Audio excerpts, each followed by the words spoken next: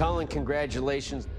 In this final round of competition, you'll be competing against a man who has 30 years in his industry. He's provided weapons for Deadliest Warrior, NCIS, Stan Lee's Superhumans. He's a swordsmith. He's historic weapons recreation specialist, David Baker.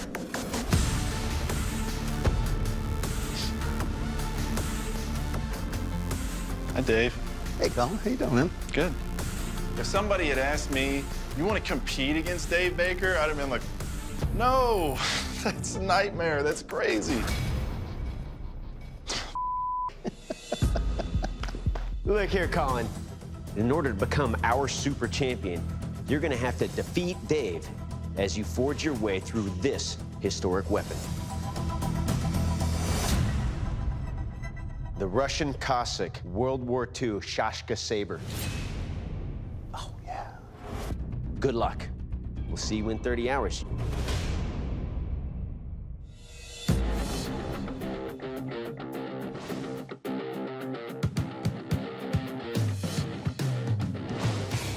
So which side do you want? You know, I've won 1.5 times on this forge over here, so I'm going to take this. You got it. Lucky number 4. So, in the next 30 hours, I'll be building the World War II Russian Cossack Shaska Saber. I've never built this weapon. I've always wanted to. Normally, these bladesmiths duke it out for the chance to go back to their own shop. This time, Colin's got to come to my shop.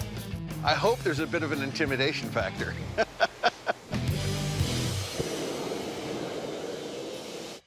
Not at home. And I have to make my Shaska Saber better than Dave Baker's, so no pressure. Obviously, it has to be Damascus. What I'm planning on doing is making 45 layers, and then I'm gonna take those, once that's all drawn out, turn it into ladder Damascus, take that Damascus and stick it on the side of some 80 CRV2 and make a Damascus sand mine. This is a super championship, so I have to take risks. I could do a simpler blade construction, but is that to this level? I managed to do a sand mine with 300 layers of Damascus on either side of a 1095 core. There are risks involved in making Damascus, winding up with delaminations or cold shuts that you don't find until the time that you've hammered out an entire blade. I made a false tang, and I'm using that to set everything up. Oh, God. When the blade's done, I'll make sure that I copy this tang onto that blade, and everything should just fit right up. What the hell? What? I said, what the hell? You already have a quenched blade. I don't need to rush, but at the same time, Dave is so far ahead, I want to try to catch up. Last second quench of day 1. I can't tell you how I feel until tomorrow when I get to touch it.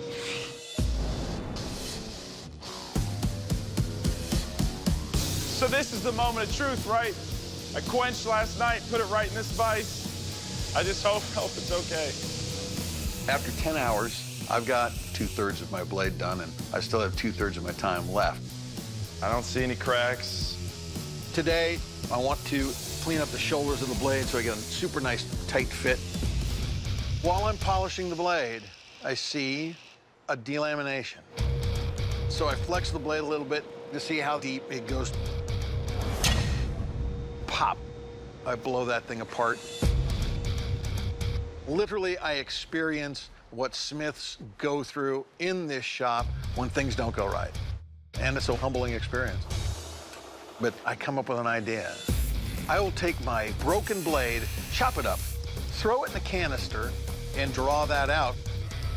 My second blade will have elements of the first blade throughout. I'm just hoping that crack doesn't come along with it. The clock on the wall, it gets in your head. My goal is to not rush. Just take a deep breath and make it all come together as nice as I can make it happen. I have to make sure that the handle is perfect. I don't stand a chance against Dave unless this sword is just smooth like butter in the hand. I want to get these pieces rough shaped out so I can fit them onto the handle and know that it's all going to work and come together. I have absolute confidence that Dave Baker can still catch back up and pass me by the end of today.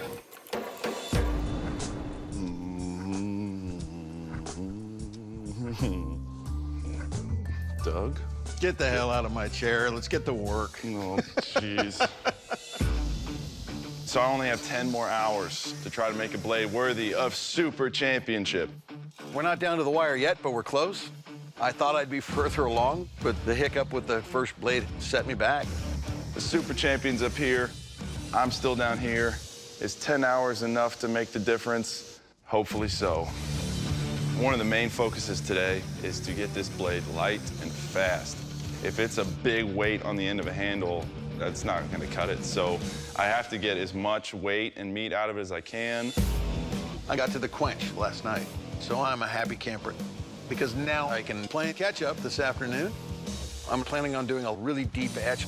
Since I made this Damascus from other pieces of Damascus, this pattern could be stunning, it could be really unique. I don't know. There's a lot going on. Looks really cool. Working with Dave Baker, it's really awesome. And no matter what happens, he has all my respect. Whoop! It's so much fun when you're done. There you go, man. Gentlemen, welcome to the kill test. I will take your weapon, deliver some killing blows on this big carcass. Colin, you're up first. You ready for this? Yes, sir. Let's do this.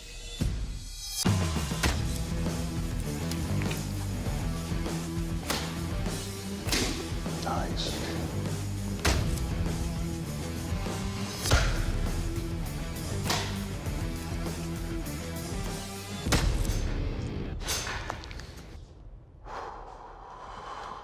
Good job. Colin, well done, sir. Thank you. The balance is very wieldable. Every cut with your edge cuts deep. Overall, sir, your shashka will kill. Thank you. All right, brother, are you ready? Do that voodoo that you do so well, Doug.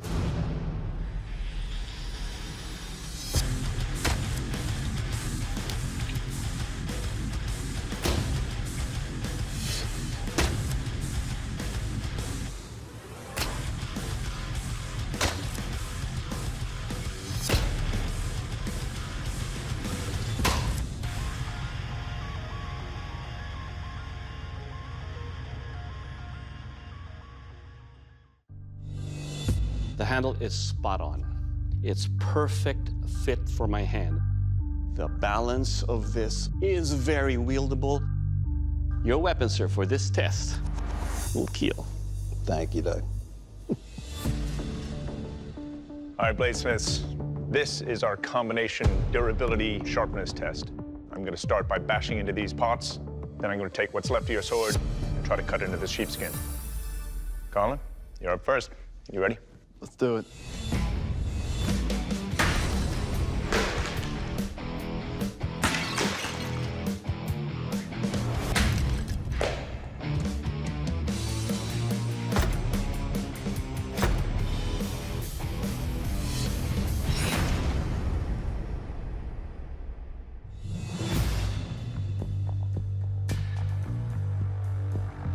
Well, Colin, there's just about no edge damage on this thing. Your handle, it's a little long for my taste. That being said, though, it is comfortable. And all in all, your blade is still nice and straight. Really well done. Thank you. Dave, you're up. Are you ready? I thought you might be.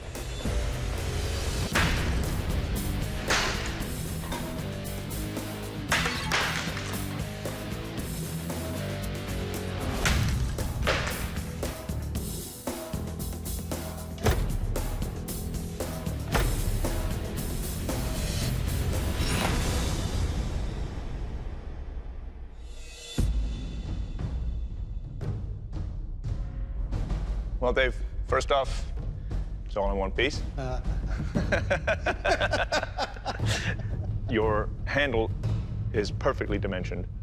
it held up really well. Nice job. Thank you, sir. Dave, Colin, welcome to your final test.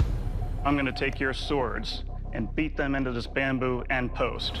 Then I'm gonna strike at these attacking dummies in leather vests. Super champion time.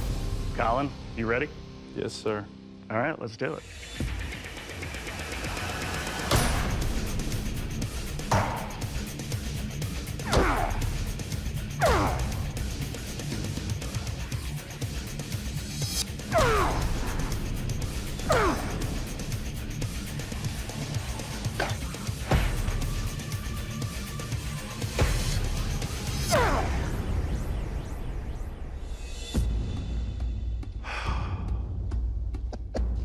Nice job, Colin. I like this sword. You still got an edge. And that's some pretty abusive testing there. Yeah. Everything's still tight. Everything's still sharp. Nice job. Thank you. Yeah, Hulk smash, go.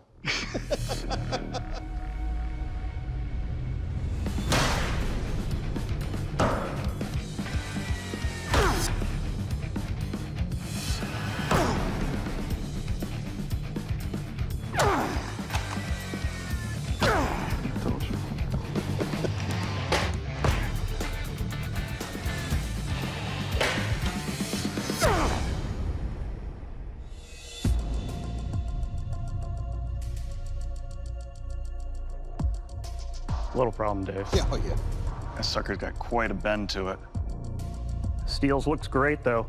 For the most part, still has an edge, but definitely took some deflection the other way.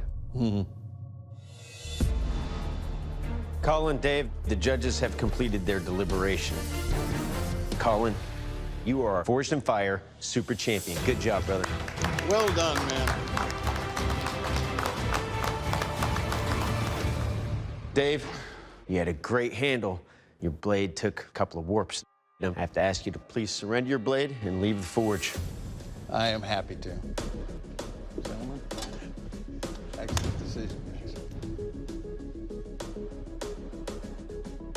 Colin's a wonderful competitor. I am so impressed with his work. Biggest piece of advice I can give anybody doing one of these challenges is don't worry about that clock. It's just a distraction. Just do your work, play your game, and build the weapon you know you can build. Colin, damn it, look at what you've done. You are a Forged in Fire super champion, defeating historic weapons recreation specialist David Baker. As a super champ, I just want to say, don't be afraid. Courage isn't the absence of fear, it's doing something in spite of fear. I'm a super champ, and I wouldn't be here without my friends, without my family, without God. Anyway, super champ! Got a super champ!